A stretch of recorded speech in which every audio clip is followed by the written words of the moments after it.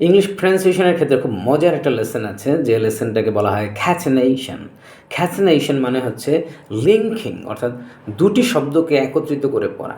দুটি শব্দ আলাদা থাকবে, আলাদা উচ্চারণ না করে আমরা একত্রিত করে করব, শুনতে খুব ভালো লাগে।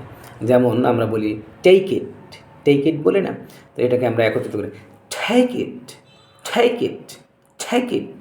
আবার অনেক ক্ষেত্রে আমরা বলি টার্ন অফ, টার্ন অফ, তো সেক্ষেত্রে আমরা বলি turn off, turn off, turn off.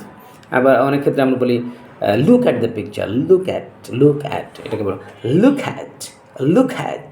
আবার অনেক ক্ষেত্রে বলি কিপ অন, কিপ অন বলি খেপন, খেপন। আবার অনেক ক্ষেত্রে আমরা বলি বিগ অ্যাপল, বিগ অ্যাপল বলি না, তো সেটাকে আমরা একত্রিত করে বলতে পারি big Apple, big Apple.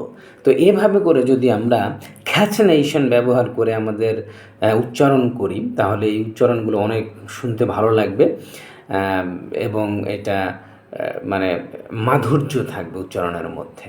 Thank you very much for watching my videos.